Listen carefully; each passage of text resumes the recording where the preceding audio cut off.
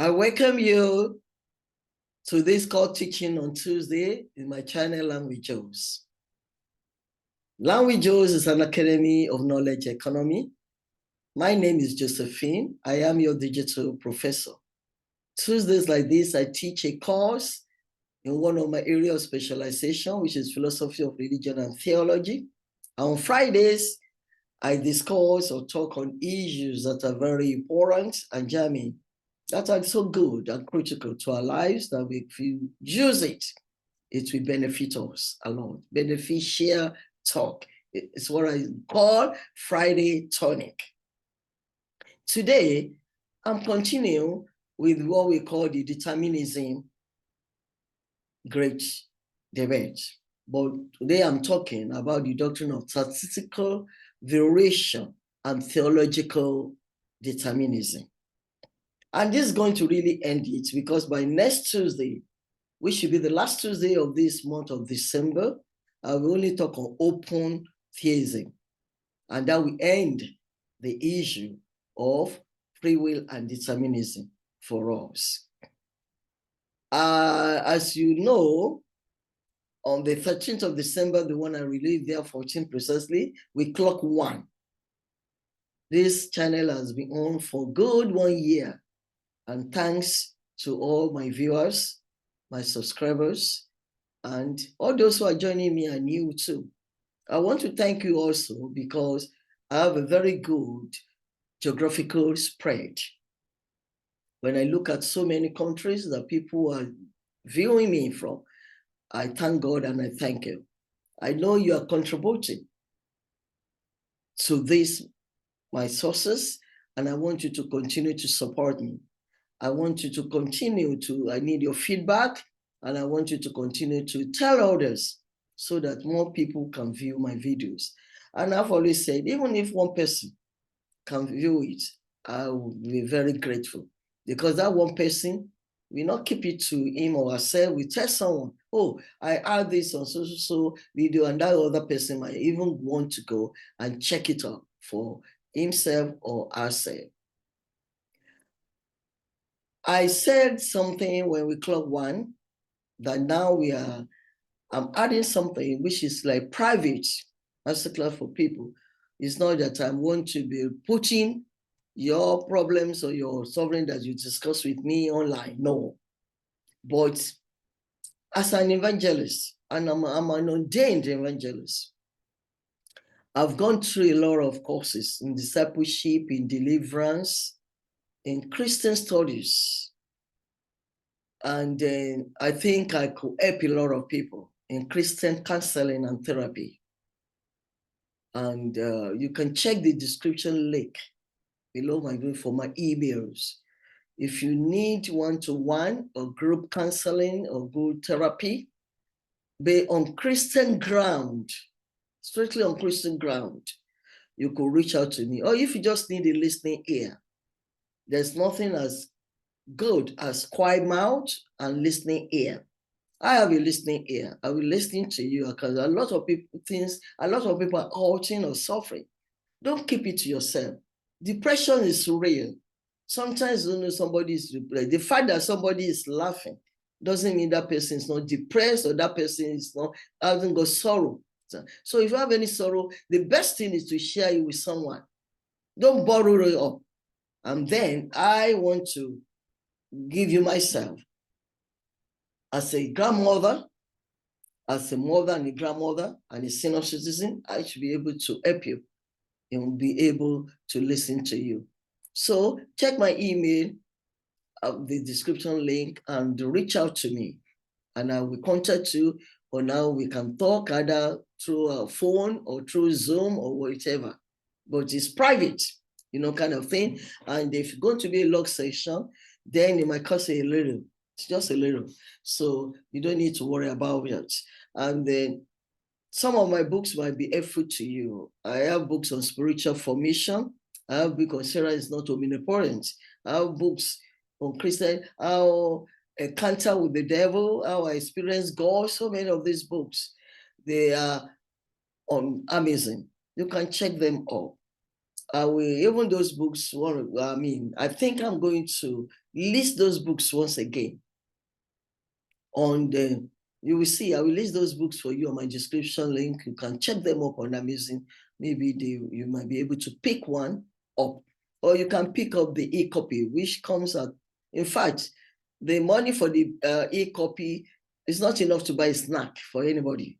So you can easily do the e-copy and get it loaded on your phone or your Mac or your laptop for you to carry about on your phone. So before I go on, and I think I've told you my name. My name is Josephine. I'm your digital professor, and this is Learn with Joes. So let me share with you what we do best in Learn with Joes before I continue. Just hold on for me.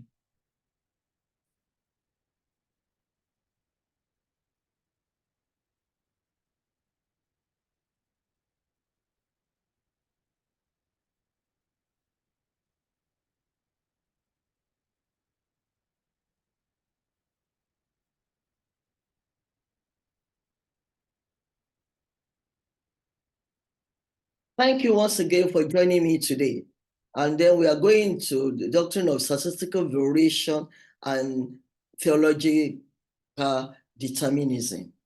So I love to share my PowerPoint so that you can follow me as I teach this particular course. So just hold on again as I share that PowerPoint.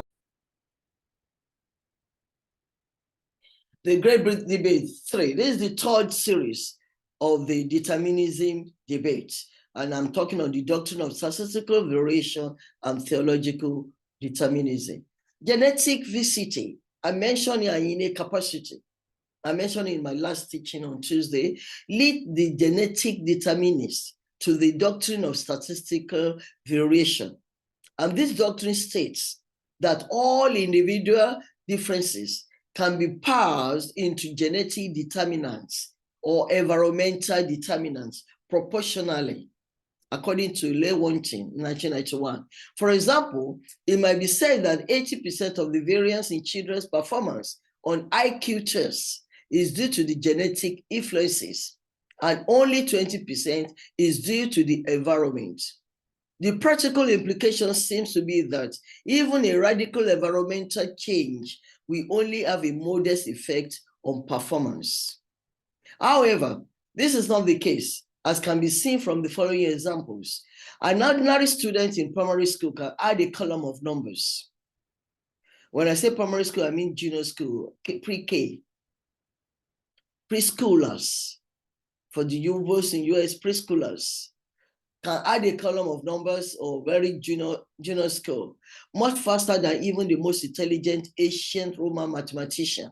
They had to deal with cumbersome X, V's, and I's. Further, the same student using an inexpensive calculator can multiply two 5-digit numbers faster than even the most intelligent mathematician a century ago.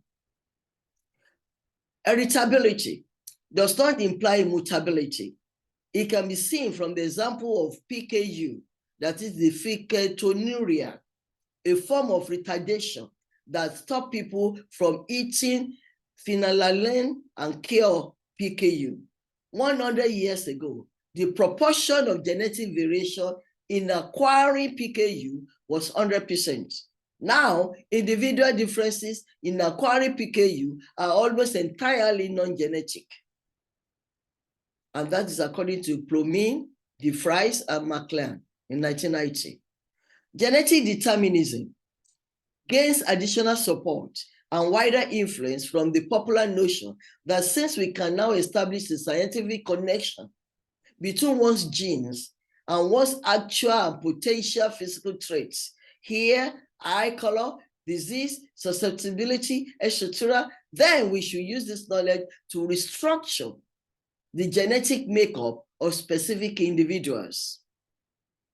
In other words, genetic determinism does not just show us how we are victims of our genes, it also shows us how we can use the knowledge of our genes to change them and therefore change ourselves.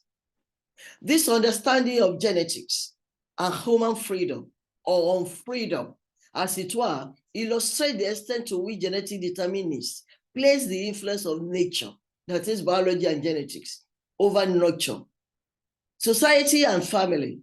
The fundamental premises of genetic determinism, therefore, come to be that we are victims of our genes and have no ultimate freedom. And with proper knowledge, we can take charge of our genes so that we can no longer be a victim, but their architects. This premise has been termed Promethean determinism, meaning that with the proper knowledge, we can take charge of our genetic and therefore moral and behavioral makeup. Though a fascinating and long debated theory, determinism raises severe difficulties regarding the nature of human knowledge and its bearing on our understanding of morality. For example, if one adheres to the idea of determinism and believes that one's life is simply the mechanical and unchangeable outplay of forces beyond one's controls, then how does this affect one's relationship with the world and other people? Further, questions arise. Does this adherence to determinism not lead one into a sense of meaninglessness and impotence regarding one's fate and actions? Does determinism not also lead one to believe that whatever one does is morally acceptable because whatever one does is already predetermined and therefore meant to be? If determinism is in fact true, then our whole conception of morality is a pointless illusion.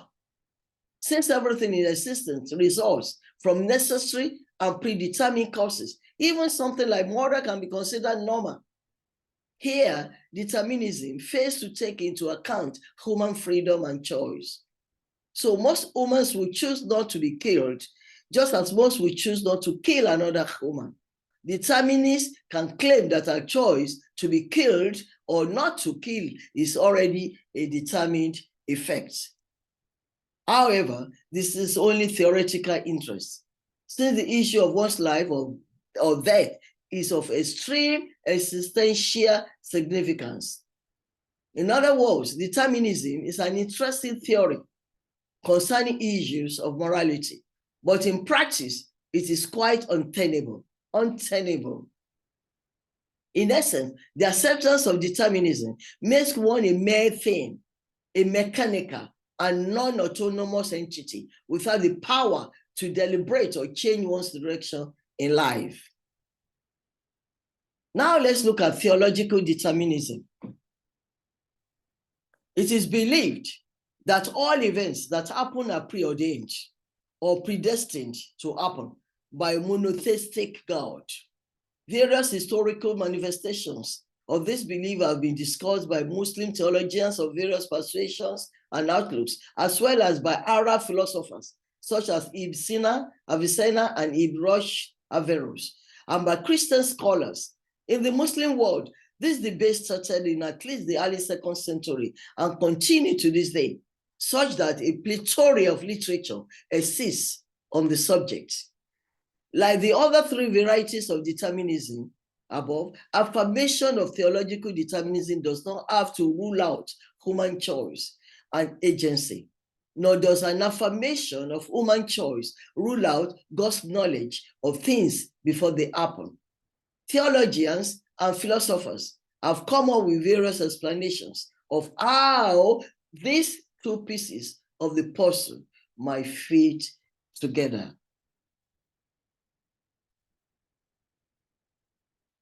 That's all for today. And I think we are all in deep thought. Honestly, let's keep thinking. Is determinism purely theoretical? Is it practicable? Does it just exclude morality or moral choice? Does it include that human we don't have the freedom, we don't have the moral rights to do or choose something or the other? Like I said, my own personal choice of feelings will come next Tuesday as I finish on this on open theism. Have a very lovely week, a fantastic Tuesday. Thank you for joining me today. You are blessed and remain blessed.